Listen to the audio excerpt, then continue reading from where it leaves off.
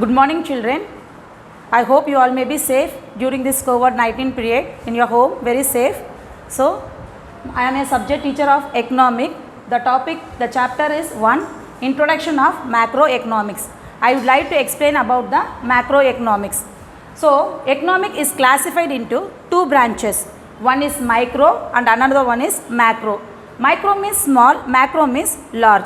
Okay, just I will give a simple explanation about it. So, you must know the difference between what is micro and macro. Small and large I have explained you. For example, X, Y and Z. Now, X is earning 1000 rupees, Y is earning 2000 rupees and Z is earning 1000 rupees. Okay, so the single individual person, அதாவது X, அதாவது individual, தனிப்பட்ட முறையில் X வந்துடைய earning எவ்வளோ 1000 rupees. So இந்த individual ஏர்னிங்கை தான் வந்து நம்ம மைக்ரோ எக்கனாமிக்னு சொல்கிறது. So all together means x plus y plus z. This is total income means 2000, 1000, total 4000. So this 4000, this total is overall is known as the macro economic. Micro எக்கனாமிக்னா இந்த சின்னதாக அதாவது இண்டிவிஜுவலாக பற்றி தெரிஞ்சுக்கிறதும், macro means all together overall எல்லாத்த பற்றி வருமானத்தை பற்றி தெரிஞ்சுக்கிறது தான் வந்து macro economics. Okay, now let us go to the topic. Ragnar Friis, Norwegian economics. He has got the first Nobel Prize in the year 1933. So he coined a word, means micro means small, macro means large. Coin means he inverted. அவர் வந்து invert பண்ணார். அதாவது அந்த coin invert பண்ணது என்னன்னா மைக்ரோனா small, macro means large. So he got the first Nobel Prize for this one in the year 1933. Second one Keynes, J.M. Keynes. அவர் வந்து he has wrote one book. அவர் ஒரு புக் எழுதினார். The name of the book is The General Theory of Employment, Interest and Money. இது எப்போ publish பண்ணார்? in 1936. இவர் ஒரு book எழுதி அவர் வந்து அதை 1936 வந்து பப்ளிஷ் பண்ணார். ஸோ அந்த புக்கில் அவர் அப்படி என்ன எழுதினாருன்னா, அதாவது if the goods are remain unsold, நம்ம உற்பத்தி பண்ண பொருட்கள் வந்து சேல் ஆகலைன்னா, விற்பனை ஆகலைன்னா, அப்புறமா வந்து workers if they didn't get the employ, அதாவது ஒர்க்கர்ஸ்க்கு வந்து வேலை இல்லைன்னா அப்போ வாட் ஹேப்பன்? டிப்ரெஷன். நம்ம டிப்ரெஷனுக்கு போயிடுவோம். அதாவது வருமானம் இல்லை, நம்ம உற்பத்தி பண்ண பொருட்கள் வந்து சேல் ஆகலை அப்படின்னும் போது நம்ம ரொம்ப டிப்ரெஷனுக்கு போயிடுவோம், மன உளைச்சலுக்கு போவோம். ஸோ அதுக்கு ஒரு சொல்யூஷன், அதுக்கு என்ன சொல்யூஷன்ன்றதை வந்து இவர் இந்த புக்கில் எழுதுனதுனால தான் இவரை வந்து the father of the modern micro economic. So only is recorded as the father of the macro economic. இவர் இந்த புக்கில் இதுக்கு ஒரு சொல்யூஷன் கொடுத்ததுனால தான் he is regarded as the father of the macro economics. Okay, clear? So now let us go to the topic next. Meaning of the macroeconomics. So macroeconomics உடைய meaning என்ன நம்மளுக்கு தெரியணுமா இல்லையா? So that macro is derived from the Greek word macro means large. அதாவது மேக்ரோன்ற வேர்டை வந்து மேக்ரோன்ற ஒரு Greek வேர்ட்லேருந்து தான் நம்ம வந்து எடுத்திருக்கோம். ஓகேவா? ஸோ இது என்னென்னா it is the study of the economic as and whole. Economic வந்து பூரா அதை பற்றி என்னது, ஃபினான்ஷியலாக இருக்கட்டும், இல்லை ட்ரேடாக இருக்கட்டும், இல்லை டிரான்ஸ்போர்ட்டாக இருக்கட்டும், இல்லை சர்வீஸாக இருக்கட்டும், எது வேணாலும் இருக்கட்டும், அதை பற்றி எல்லாத்தையும் பற்றியும் படிக்கிறது தான் வந்து whole. So economic deals with aggregates. Aggregates means economic எது எதை வச்சு டீல் பண்ணுறது? ஆக்ரிகேட்ஸ்னால ஆல்ரெடி நான் I told you that is all overall total எல்லாத்தை பற்றி முழுமையாக படிக்கிறது தான். ஸோ எதை பற்றி படிக்க போகிறோம்? நம்ம இன்கம்மை பற்றி படிக்க போகிறோம், எம்ப்ளாய்மெண்ட் பற்றி படிக்க போகிறோம். ஸோ அதுலேருந்து வர நம்ம அவுட்புட்டை பற்றியும் தெரிஞ்சுக்க போகிறோம். ஸோ இப்போது இந்த மேக்ரோ எக்கனாமிக் வந்து இன்னொரு வேர்டு இருக்குது, அனதர் வேர்ட், அதாவது இன்னொன்னும் சொல்லி நம்ம அதாவது கூப்பிடலாம். அது வந்து is known as the income theory. அதாவது macro economic is also known as the income theory. Macro economic இன்னொரு பேர் என்னென்னா income theory. Okay, now let us see. இது வந்து ஓரளவுக்கு உங்களுக்கு புரிஞ்சிருக்கும் நான் நினைக்கிறேன். So let us move to the next topic. இப்போ நம்ம சொன்னோம் இந்த மேக்ரோ எக்கனாமிக்கை பற்றி நம்ம ஓவரால் முழுமையாக படிக்க போகிறோம்னு சொல்லியிருக்கோம். So let us see the topic. அது என்னென்ன டாபிக் நம்மளுக்கு தெரியணும்ல. So let us see the topics what we are going to discuss about. First one வந்து எம்ப்ளாய்மெண்ட். எம்ப்ளாய்மெண்ட் என்னென்னா வேலைவாய்ப்பு. ஓகேவா? ஸோ அதுக்கு ஒரு எக்ஸாம்பிள், வேலைவாய்ப்பு எப்படின்னா, இப்போ எனக்கு ஒரு பேங்க் இருக்குதுன்னு வச்சுக்கோ, அந்த பேங்க்குக்கு வந்து ஒரு 50%, ஒரு 50% தான் எனக்கு தேவைப்படுது, 50 ஆட்கள் தான் எனக்கு தேவைப்படுதுன்னும் போது வெறும் 50 ஆட்கள் மட்டுமா நம்ம எடுப்போம்? இல்லை. ஸோ அதுக்கு வந்து நிறைய பேர் வந்து அப்ளிகேஷன் அப்ளை பண்ணுவாங்க. மேபி 1000 இருக்கலாம், இல்லை 2000 அப்ளிகேஷன் வரும். ஆனால் நம்ம உடனே வந்தவங்களுக்கெல்லாம் வேலை கொடுக்க முடியுமா? முடியாது. ஏன்னா நம்மளுக்கு தேவை வெறும் 50 ஆட்கள் மட்டும்தானே. ஸோ அப்போ நம்ம என்ன பண்ணுவோம், அதை we will go through it, அதை பற்றி நம்ம பார்ப்போம். அதுலேருந்து யார் நல்லா பண்ணியிருக்காங்க, ஓகே நம்ம இந்த பிளேஸ்க்கு இவங்க ஃபிட்டு அப்படின்ற போது வி செலக்ட் ஃப்ரம் தட். அந்த அத்தனை பேர்லேருந்து ஒரு 50 பேர் மட்டும்தான் செலக்ட் பண்ணி நம்ம வந்து அவங்களுக்கு வேலை கொடுப்போம். Second one is about national income. நேஷ்னல்னா ஓவரால் ஆல் டுகெதர் அதோடைய இன்கம்மை பற்றி தெரிஞ்சுக்கிறது தான் நேஷ்னல் இன்கம். சரி, இன்ஃப்ளெக்ஷன்னா என்னது? Increase in price and falls in purchase அப்படின்னா என்னது? ஃபார் எக்ஸாம்பிள், இப்போ வந்து நான் ஒரு சோப் பாக்ஸ் வாங்குறேன்னு வச்சுக்கேன். அந்த சோப் பாக்ஸுடைய ப்ரைஸ் வந்து நான் வாங்கும் போது 200 rupees. ஸோ அதே வந்து நான் வாங்கினா நான் சேல் பண்ணுறதுக்கு தான் வாங்கினேன், நான் வீட்டில் வச்சுக்கிறதுக்கு வாங்கலை. ஸோ அதை நான் சேல் பண்ணும் போது அதனுடைய ப்ரைஸ் வந்து குறைஞ்சி போச்சு 150.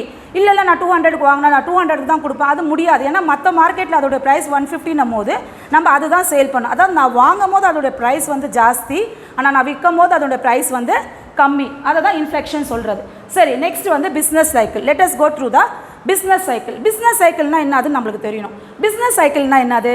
இதில் வந்து க்ரோத் வரும், ரிசெக்ஷன் வரும், டிப்ரெக்ஷன் வரும், ரிக்கவரி வரும். ஸோ அது என்னன்னு நம்மளுக்கு தெரியணும். அதாவது இப்போ ஓகே, நான் ஒரு 15,000 இன்வெஸ்ட் பண்ணேன் 15,000 இன்வெஸ்ட் பண்ணி பொருட்கள் வாங்கினேன் சேல் பண்ணுறதுக்கு, ஓகேவா? ஸோ நான் எவ்வளோ இன்வெஸ்ட் பண்ணியிருக்கேன்? 15,000 இன்வெஸ்ட் பண்ணியிருக்கேன். ஸோ அந்த 15,000 இன்வெஸ்ட் பண்ணது ரிசெக்ஷன், அதாவது நான் விற்பனை பண்ணும் போது அந்த 15,000 எனக்கு கிடைக்கல, வெறும் 13,000 மட்டும்தான் கிடைச்சிது. அதாவது எனக்கு ப்ராஃபிட் கிடையாது, லாஸ். சரி, வேறு வேலை இல்லையே, நம்ம வாங்கியாச்சு, அது விற்பனை பண்ணி தான் ஆகணுன்னும் போது நெக்ஸ்ட் என்ன போச்சுன்னா அதை விட ரொம்ப லெஸ்ஸாக வந்துச்சு. அப்படின்னா 15,000 ரேட்டு வந்து நான் வாங்கினது வந்து எவ்வளோ சேல்ஸ் ஆச்சு? வெறும் 8,000 7,000 தான் சேல்ஸ் ஆச்சு. அப்போ என்ன போது நம்மளுக்கு ரொம்ப கஷ்டமாக இருக்கும். ஐயோ, நான் 15,000 ரூபாய் கொடுத்து வாங்கினேனே, ஆனால் எனக்கு அதில் வந்து ப்ராஃபிட்டே இல்லையே, ரொம்ப கம்மியாகிடுச்சுன்னும் போது நம்ம மனசு கஷ்டமாக இருக்கும். ஆனால் என்ன பண்ணுவோம், வாங்கினது எப்படி இருந்தால் விற்பனை பண்ணி தானே ஆகணும். அப்போ நம்ம கிடையாது எப்பயுமே நடத்திக்கிட்டே இருப்போம். திருப்பி அது ரிக்கவரினா திருப்பி ஓகே, பழைய மாதிரி ப்ராஃபிட்டும் இல்லாத லாஸ் இல்லாமல் என்னுடைய நான் போட்ட காசு வந்துடுச்சு. இதை தான் நம்ம பிஸ்னஸ் சைக்கிள்னு சொல்கிறது. அதாவது நான் வாங்கும் போது 15,000க்கு வாங்கினது கொஞ்சம் கம்மி விற்பனையாச்சு, அதுக்கப்புறம் ரொம்ப கம்மியாச்சு, அதுக்கப்புறம் திருப்பி நான் வந்து ஓகே அதை பழையபடி அந்த லெவலுக்கு வந்துட்டோம். இதை தான் பிஸ்னஸ் சைக்கிள்னு. ஒரு பிஸ்னஸ் பண்ணும் போது நம்மளுக்கு ப்ராஃபிட்டும் இருக்கும், லாஸும் இருக்கும், ஓவர் ப்ராஃபிட்டும் இருக்கும், இல்லை ஓவர் லாஸும் இருக்கும். இதை தான் வந்து நம்ம பிஸ்னஸ் சைக்கிள்னு சொல்கிறது. ஐ hope you all understand this one. சரி, பாவர்ட்டின்றது வந்து என்னது? ஏழ்மை தான். நிறைய பணக்கார நாட்டில் கூட ஏழ்மை தானே இருக்குது, வேலை இல்லாமல் இருக்காங்க. ஸோ அதுதான் பாவர்ட்டி. இன்இக்வாலிட்டினா ரெண்டு பேருமே சேம் கிடையாது. ஃபார் எக்ஸாம்பிள், இப்போ ஒரு ஜெண்டர், ஒரு லேடி ஒரு மென் அப்படியே எடுத்துப்போமே, ரெண்டு பேருமே ஒர்க் பண்ணுறாங்க. எனர்ஜி லெவல் என்னமோ ரெண்டு பேருக்கும் சேமாக தான் இருக்கும். ஆனால் அவங்க வாங்குகிற வந்து சம்பளமோ இல்லை கூலி வாட் எவர் இட் இஸ், அதில் வந்து அவங்க டிஃப்ரென்ஸ் இருக்கும். அதை தான் இன்இக்வாலிட்டின்னு சொல்கிறது. அதாவது சேமாக இல்லை, ஆனால் ரெண்டு பேர் யூஸ் பண்ணுற எனர்ஜி எல்லாமே என்னமோ சேமாக தான் இருக்கும். ஸோ நெக்ஸ்ட் வந்து டிஸ்பெரிட்டினா டிஃப்ரென்ஸ். நம்ம என்ன செய்யணுமோ அது எது இருந்தாலும் அது டிஃப்ரென்ஸ் இருக்கிறது. ஃபார் இன்றைக்கி நான் வந்து வெஜிடேரியனாக இருப்பேன், பக்கத்தில் இருக்கிறவங்க வந்து நான் வெஜிடேரியனாக இருப்பாங்க, ரெண்டும் சேமா இல்லை, டிஃப்ரென்ஸ் இல்லை, அதுதான். இப்போ இன்வெஸ்ட்மெண்ட்டுனா இப்போ ஓகே, நான் ஒரு கடை வைக்கிறேன், எனக்கு ப்ராஃபிட் வந்துச்சு நிறையா, வீட்டில் வைக்க முடியுமா பணம்? அதை சேவ் பண்ணுவேனா இல்லையா? எனக்கு வந்து வீட்டுக்கு வந்து ஒரு 5,000 ரூபாய் தான் தேவைன்னா, எனக்கு 10,000 ரூபாய் இருக்குன்னா நான் இப்போ அந்த 5,000 ரூபாய் என்ன பண்ணுவேன்? சேவ் பண்ணுவேனா இல்லையா? ஸோ அதுதான் சேவிங். அப்போ சேவிங் பண்ண காசு என்ன பண்ணுவோம்? வீட்லேயே வச்சுட்டு இருப்போம். சரி, நான் சும்மா எக்ஸாம்பிள் கொடுத்தா ஒரு 5,000 10,000, ஒரு 5 lakh 10 lakh போது நம்ம வீட்டிலே வைக்க முடியும் இல்லை. அது எப்படின்னா சேவ் பண்ணுறதுக்கு நம்ம நிச்சயமாக பேங்க்கில் எங்கன்னா போடுவோம். ஸோ அது ஒரு example, that is saving.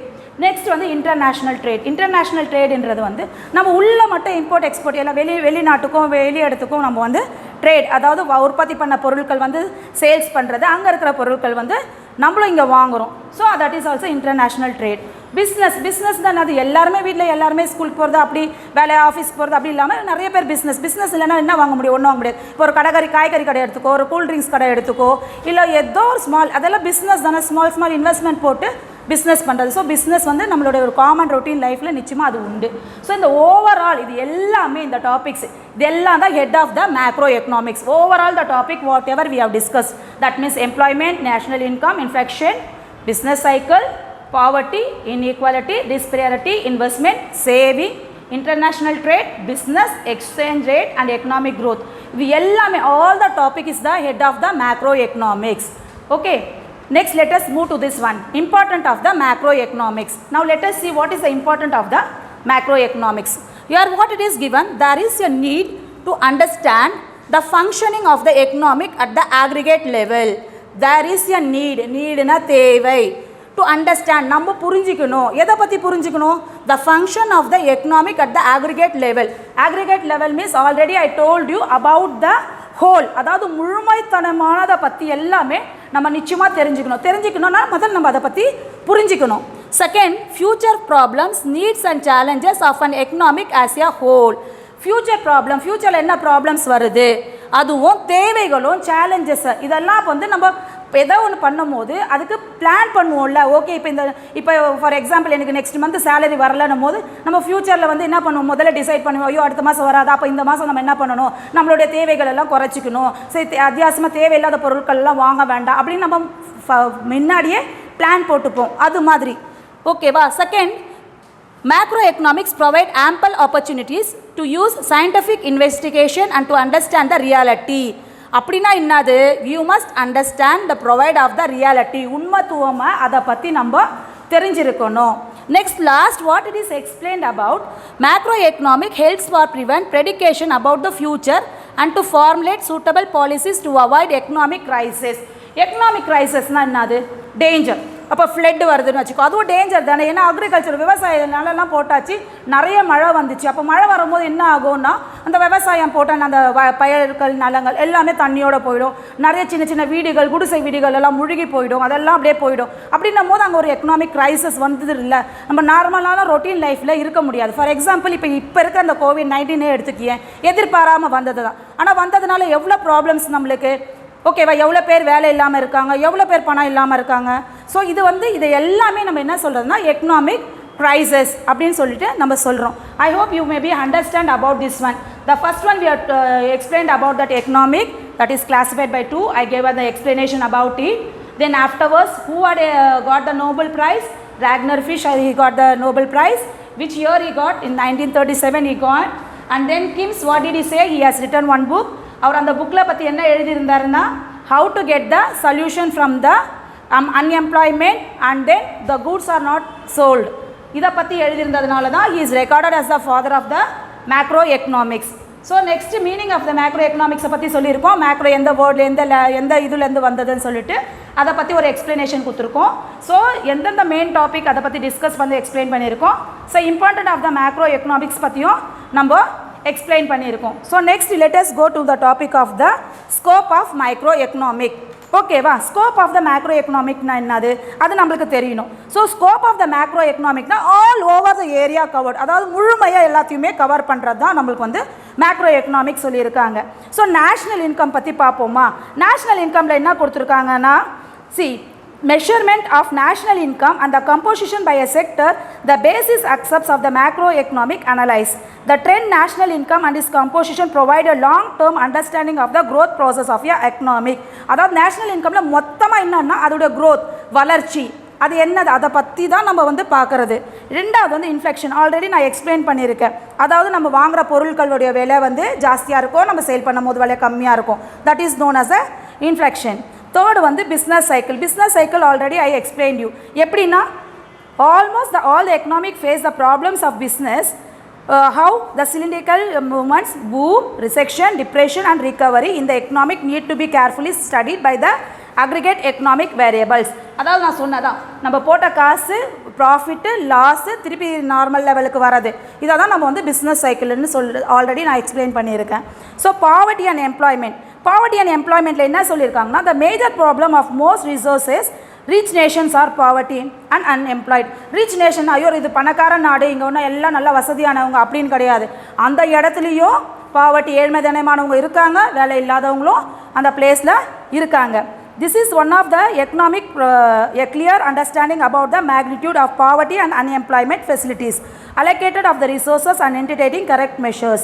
Okay, அப்போ ஏழ்மைத்துவம் அங்கே இருந்தாலும் வேலை இல்லாமல் இருந்தாலும் அவங்க வேலை இல்லை அப்படின்னு சும்மா உட்கார முடியாதா?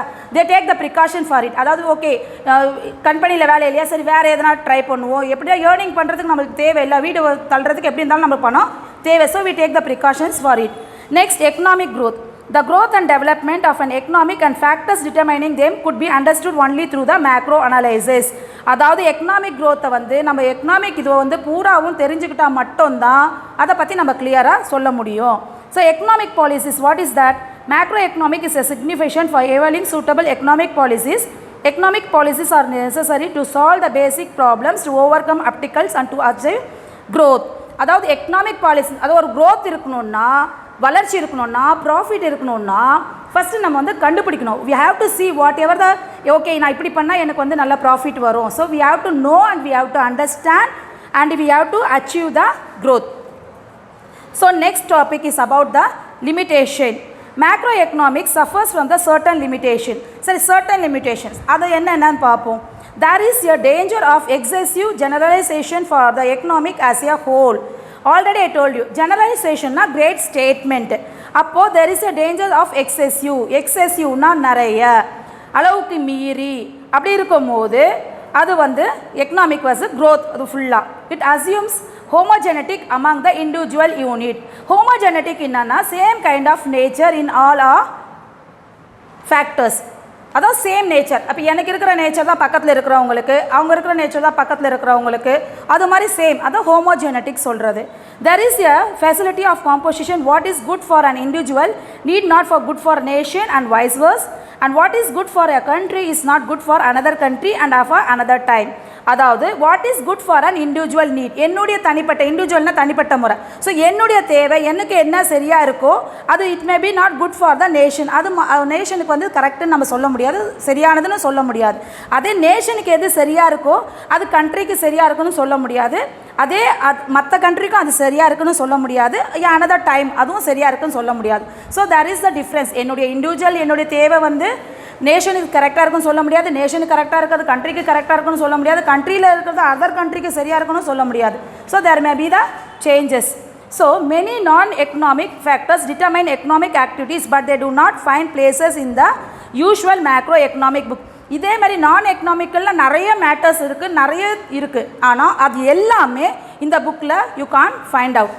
Okay, now let us move to the topic economic and it types. So economic அதனுடைய டைப்ஸ் என்னென்ன அதன்ற பற்றி நம்ம பார்ப்போம். So the term economic has been defined by AJ Brown. AJ ப்ரவுன்ன்றவர் வந்து ஒரு புக் என்ன சொல்லியிருக்காருன்னா, a system by which people earn the living. அதாவது பீப்புள் ஏர்ன் த லிவிங்னா நம்ம வாழ்கிறதுக்கு நம்ம பணம் தேவைப்படுது. ஸோ அந்த பணத்தை நம்ம வந்து எப்படி ஏர்ன் பண்ணுறதுக்குன்றது ஆல்ரெடி நம்ம வந்து பிளான் பண்ணுவோம். So we plan for the living. he has explained in that. Next one, J.R. Hicks, he refined an economic is a cooperation of producers and workers to make good and service that satisfy the wants of the consumer. Hicks என்றவர் வந்து என்ன சொல்லியிருக்காருன்னா, இப்போ ப்ரொடியூசரும் workers. ப்ரொடியூசர்ஸ்னால் என்னது, இப்போ நான் வந்து ஒரு கம்பெனியில் சோப்போ ஏதோ உற்பத்தி பண்ணுறேன். அப்போ நான் உற்பத்தி பண்ணும்போது நான் ஒரு 30% உற்பத்தி பண்ண முடியுமா? முடியாது. ஸோ அதில் ஒர்க்கர்ஸ் நிச்சயமாக தேவைப்படுவாங்க. ஸோ ஒர்க்கர்ஸ் தேவைப்பட்டாலும் நான் நிறைய ப்ரிப்பேர் பண்ணாலும் கன்சியூமர் தேவையா இல்லையா, அது வாங்கிறதுக்கு ஒரு ஆள் தேவையா இல்லையா? வாங்கினா மட்டும்தான் நம்ம திருப்பி உற்பத்தி பண்ணோம், அது உற்பத்தி பண்ண பொருட்கள் காலியாகவும் திருப்பி நம்ம வேலையாட்களுக்கு வேலை கொடுக்க முடியும். ஸோ இது இந்த ரொட்டீனை பற்றி தான். நம்ம உற்பத்தி பண்ணுற பொருட்கள் எல்லாமே எதுக்கோசரம், ஹியூமனை சாட்டிஸ்ஃபைட் பண்ணுறதுக்கோசரம் தான். மேபி எனி திங் எது வேணாலும் இருக்கட்டும், அது ஹியூமனுடைய சாட்டிஸ்ஃபைட் பண்ணுறதுக்கோசரம். So he has given the explanation about it that an economic is the cooperation of producers and workers to make the goods and service that satisfies the wants of the humans, consumers. Okay, in short, an economic is referred to any system of area where economic activities are carried out. Each economic has its own character according the function or activities also vary.